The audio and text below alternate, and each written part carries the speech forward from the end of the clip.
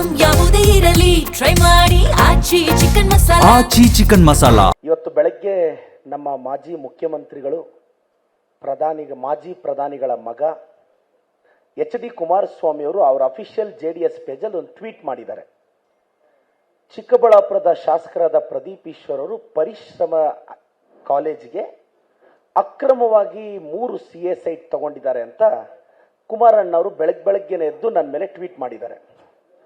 So ನಾನೊಬ್ಬ ಶಾಸಕನಾಗಿ public ಲೈಫಲ್ಲಿ ನನ್ನ ಇಂಟಿಗ್ರಿಟಿನ ನಾನು ಪ್ರೆಸೆಂಟ್ ಮಾಡ್ಕೋಬೇಕು. ಸೊ ಅವ್ರು ಮಾಡಿರೋ ಟ್ವೀಟ್ಗೆ ನನ್ನ ದಾಖಲೆ ಸಮೇತ ಎಲ್ಲ ನನ್ನ ಪತ್ರಕರ್ತರ ಮಿತ್ರರಿಗೆ ಕೊಟ್ಟಿದ್ದೀನಿ. ಕುಮಾರಣ್ಣ, ನಾನಿದು ಈಗ ನೀವೇನು ಮಾಡಿದ್ದೀರಿ ಆರೋಪ, ಅದಕ್ಕೆ ಲೀಗಲ್ ಡಾಕ್ಯುಮೆಂಟ್ ನಾನು ಕೊಟ್ಟು ನಾನು ಎಕ್ಸ್ಪ್ಲೇನ್ ಮಾಡ್ತೀನಿ.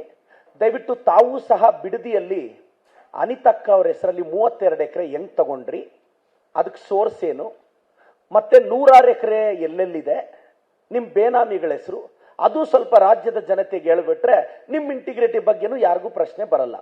ಈ ಕುಮಾರಣ್ಣ ಅವರು ಅವ್ರ JDS ಟ್ವಿಟರಲ್ಲಿ ನನ್ನ ಬಗ್ಗೆ ಕೇಳಿರೋದು ನಾನು CA ಸೈಟು ಅಕ್ರಮವಾಗಿ ತಗೊಂಡಿದ್ದೀನಿ ಅಂತ. ಕುಮಾರಣ್ಣ, CA ಸೈಟ್ ಅಂದ್ರೆ ಸಿವಿಕ್ ಕಮ್ಯುನಿಟಿ ಸೈಟ್ ಅಂತ. ಚಿಕ್ಕಬಳ್ಳಾಪುರದ ಬೀಡ್ಗಾನಹಳ್ಳಿಯಲ್ಲಿ ಎಷ್ಟು CA ಸೈಟು? ಒಂದು 26,000 ಸ್ಕ್ವೇರ್ ಫೀಟು, ಇನ್ನೊಂದು 18,000 ಸ್ಕ್ವೇರ್ ಫೀಟು, ಎರಡೂ ಸೇರಿದ್ರೆ 1 ಎಕರೆ.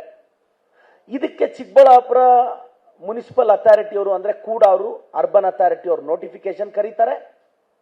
ನನಗೆ CA ಸೈಟ್ ತಗೊಳಕ್ಕೆ ಎಲಿಜಿಬಿಲಿಟಿ ಇದೆ. ಯಾಕೆಂದ್ರೆ ನಾನು ಕಳೆದ 7-8 ವರ್ಷದಿಂದ ಪರಿಶ್ರಮ ಅನ್ನೋ ವಿದ್ಯಾಸಂಸ್ಥೆ ನಡೆಸ್ತಿದ್ದೀನಿ. ಒಂದು 7-8 ಸಾವಿರ ಡಾಕ್ಟರ್ಸ್ ಮಾಡಿದ್ದೀನಿ. ನಂದು ಟ್ರಸ್ಟ್ ಇದೆ, ಟ್ರಸ್ಟ್ ಅಪ್ಲೈ ಮಾಡಿದ್ದೀನಿ. ಅವರು ಮೀಟಿಂಗ್ ಅಲ್ಲಿ ಇಟ್ಟಿದ್ದಾರೆ. 1 ಎಕರೆ ಜಾಗನ ಕೂಡ ಅವರು ನನಗೆ ಪುಕ್ಸಟ್ಟೆ ಕೊಟ್ಟಿಲ್ಲ. 1 ಎಕರೆ ಜಾಗಕ್ಕೆ ಹತ್ರ 5 ಕೋಟಿ ರೂಪಾಯಿ ನನ್ನ ಹತ್ರ ತಗೊಂಡಿದ್ದಾರೆ. ಇನ್ ದ ಸೆನ್ಸ್ ಅದ್ರ ವ್ಯಾಲ್ಯೂ 5 ಕೋಟಿ. ನನಗೆ ಒಂದೇ ಸಲ ಕಟ್ಟಿದ್ರೆ ಇದು ಪರ್ಚೇಸಿಂಗ್ ಅಲ್ಲ, 30 ವರ್ಷ ಲೀಸ್ಗೆ 5 ಕೋಟಿ ರೂಪಾಯಿ. ನನ್ನ ಹತ್ರ 5 ಕೋಟಿ ರೂಪಾಯಿ ಟ್ರಸ್ಟ್ ಇಂದ ಒಂದೇ ಸಲ ಕೊಟ್ಟು ತಗೊಳ್ಳೋಷ್ಟು ದುಡ್ಡಿಲ್ಲ. ಯಾಕೆಂದ್ರೆ ನಾನು ಕುಮಾರಣ್ಣನ ತರ ಡಿನೋಟಿಫಿಕೇಶನ್ ಅಲ್ಲಿ ದುಡ್ಡು ಹೊಡೆದಿಲ್ಲ, ಬಳ್ಳಾರಿಯಲ್ಲಿ ಕಿಕ್ ಬ್ಯಾಕ್ ತಗೊಂಡಿಲ್ಲ, ಈಗ ಇಂಡಸ್ಟ್ರಿಯಲ್ ಮಿನಿಸ್ಟರ್ ಆಗಿ ಇಂಡಸ್ಟ್ರಿಗೆ ಇಷ್ಟಿಷ್ಟು ಅಂತ ರೇಟ್ ಕಾರ್ಡ್ ಫಿಕ್ಸ್ ಮಾಡಿಲ್ಲ, 200-250 ಎಕರೆಯಲ್ಲಿ ಫಾರ್ಮ್ ಹೌಸ್ ಮಾಡಿಲ್ಲ, ಹೆಂಡತಿ ಹೆಸರಲ್ಲಿ ಮಕ್ಕಳ ಹೆಸರಲ್ಲಿ 106 ಎಕರೆ ಮಾಡಿಲ್ಲ.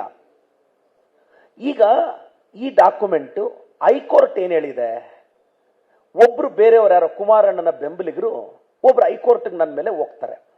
ಯಾಕೆಂದ್ರೆ ನಮ್ಮ ಬಾಯಿ ಕಟ್ಟಾಕ್ಬೇಕು, ನಮ್ಮನ್ನು ಮಾತಾಡೋದು ನಿಲ್ಲಿಸಬೇಕು.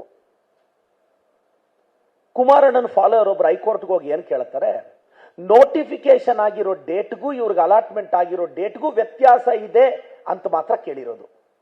ನಾನು ಲಾಸ್ಟ್ ಡೇಟ್ಗೆ ಮುಂಚೆನೇ ನನಗೆ ಅಲಾಟ್ ಆಗಿ ಹೋಗ್ಬಿಟ್ಟಿದ್ಯಂತೆ ಅನ್ನೋದು ಅವ್ರು ಕೇಳ್ತಾ ಇರೋದು, ಯಾರೋ ಕುಮಾರಣ್ಣನ ಫಾಲೋವರ್ಸು. ಈಗ ಹೈಕೋರ್ಟ್ ನಮ್ಗೆ ಏನ್ ಕೇಳಿದೆ, ನಮ್ಮನ್ನ ಎಕ್ಸ್ಪ್ಲನೇಷನ್ ಕೇಳಿದೆ.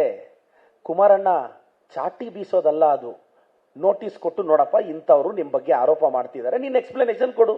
ಈಗ ನಾನು ಹೈಕೋರ್ಟ್ಗೆ ರಿಟರ್ನ್ ಸಬ್ಮಿಷನ್ ನಾಳೆ ಕೊಡ್ತೀನಿ, ಇನ್ನು 15 ದಿನದಲ್ಲಿ ಕೇಸ್ ಗೆಲ್ತೀನಿ, ನನ್ನ ಜಾಗ ನನಗೆ ರಿಜಿಸ್ಟ್ರೇಷನ್ ಮಾಡಿಸ್ಕೊಂತೀನಿ. ಈಗ ನಾನು ಕುಮಾರಣ್ಣನ ಕೇಳೋ ಪ್ರಶ್ನೆ ಇಷ್ಟೇ. ಈಗ ನೀವು ಬೆಳಗ್ಗೆ ಟ್ವೀಟ್ ಮಾಡಿದ ತಕ್ಷಣ ನಾನು 12:30 ಪ್ರೆಸ್ ಮೀಟ್ ಮಾಡಿ ನೋಡಿ ಡಾಕ್ಯುಮೆಂಟ್ಸ್ನ ಎಲ್ಲ ಜೆರಾಕ್ಸ್ ಹಾಕಿ ನಮ್ಮ ಪತ್ರಕರ್ತರಿಗೆ ಕೊಡ್ತೀನಿ. ಅದರಲ್ಲಿ ಏನಾದರೂ ಇರ್ರೆಗ್ಯುಲಾರಿಟಿ ಇದ್ರೆ ಇವತ್ತೇ ಪತ್ರಕರ್ತರು ನನ್ನನ್ನು ಎಕ್ಸ್ಪೋಸ್ ಮಾಡಬಹುದು. ನಾನು ಕಾನೂನು ಬಾಹಿರವಾಗಿ ಏನಾದರೂ ಅದರಲ್ಲಿ ಅಲಾಟ್ಮೆಂಟ್ ಆಗಿದ್ರೆ, CA ಸೈಟ್ ತಗೊಳಕ್ಕೆ ನನ್ನ ವಿದ್ಯಾಸಂಸ್ಥೆ ಇದೆ, ನನ್ನ ಎಲಿಜಿಬಿಲಿಟಿ ಇದೆ, ಕೂಡಾದವರು ಪುಕ್ಸಟ್ಟೆ 1 ಎಕರೆಗೆ 5 ಕೋಟಿ ಸ್ವಾಮಿ. ನಾನು ಪೇ ಮಾಡಿರೋದು ಅರ್ಬನ್ ಅಥಾರಿಟಿಗೆ, ಅದು ಲೀಸ್ಗೆ. ಪರ್ಚೇಸ್ಗೆ ಆದ್ರೆ 15 ಕೋಟಿ ಕಟ್ಟಬೇಕು. 30 ವರ್ಷ ಲೀಸ್ಗೆ 1 ಎಕರೆಗೆ ನಾನು ಲೀಗಲಿ 5 ಕೋಟಿ ಕಟ್ಟಿದ್ರೆ ಇದೇನು ಕುಮಾರಣ್ಣ ತಾವು ಇಂಥ ಅಲಿಗೇಷನ್ ಮಾಡ್ತೀರಾ?